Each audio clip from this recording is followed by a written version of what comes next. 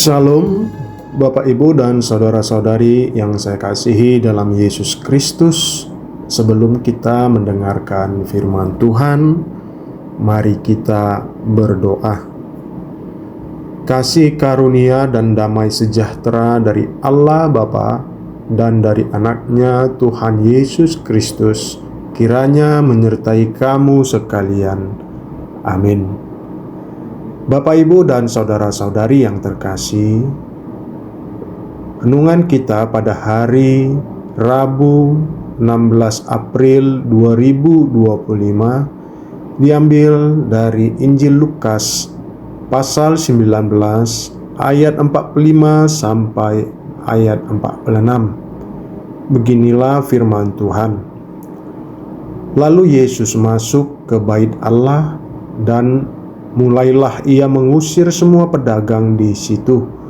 Katanya kepada mereka, "Ada tertulis, rumahku adalah rumah doa, tetapi kamu menjadikannya sarang penyamun." Demikianlah firman Tuhan. Bapak, Ibu, dan saudara-saudari, mari kita bayangkan sekarang kita mengundang teman dekat ke rumah kita untuk berbagi cerita dan waktu yang berharga.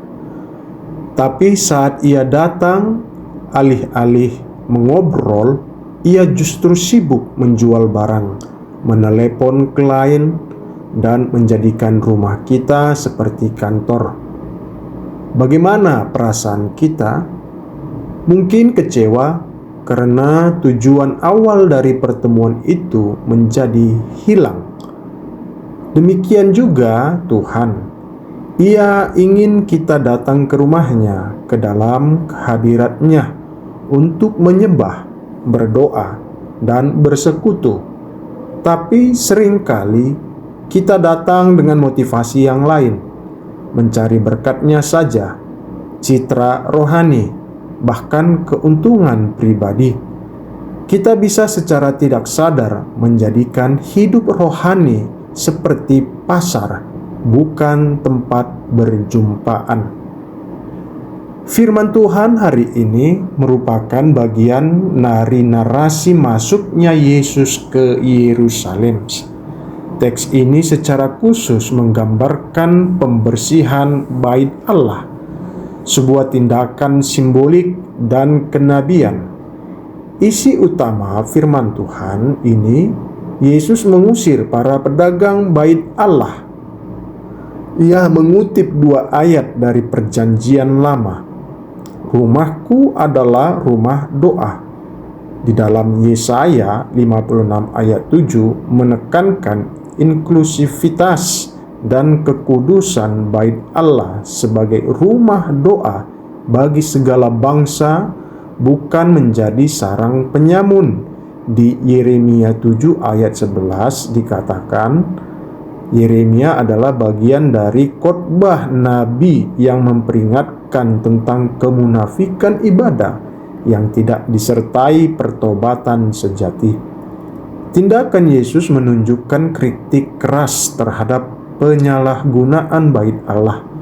Di Yerusalem, bait Allah adalah pusat ibadah dan simbol identitas bangsa Yahudi. Dalam bagian luar bait, ada aktivitas jual beli hewan kurban dan penukaran uang. Hal ini diperlukan, tapi telah menjadi ladang bisnis dan eksploitasi oleh para imam dan pedagang yang seharusnya menjadi tempat ibadah. Istilah sarang penyamun menunjukkan bahwa para pemuka agama dan pedagang telah menodai kekudusan tempat suci dengan motivasi duniawi dan korupsi. Ini juga merupakan tindakan kenabian, menyerukan pertobatan dan pemulihan kesucian rumah Tuhan. Yesus masuk ke bait Allah dan marah ketika melihat rumah Tuhan dijadikan tempat transaksi bisnis. Ia tidak menentang perdagangan secara umum, tetapi ia menentang motivasi yang salah dan penyalahgunaan tempat yang kudus. Bait Allah seharusnya menjadi tempat doa, tempat orang datang untuk mencari Tuhan, bukan tempat mencari keuntungan pribadi. Saudara yang terkasih, sekarang mari tanyakan pada diri kita. Ketika kita datang ke gereja atau saat teduh, apakah motivasi kita murni untuk bertemu dengan Tuhan?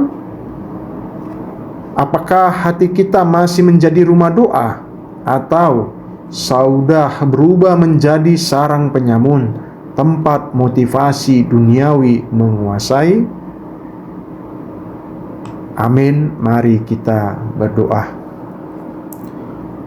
Tuhan, sucikan hati kami, ajar kami menjadi hidup kami sebagai bait doa, tempat Engkau berdiam dan dimuliakan. Jauhkan dari kami motivasi yang salah, dan ajari kami untuk mencari Engkau lebih dari segalanya. Amin.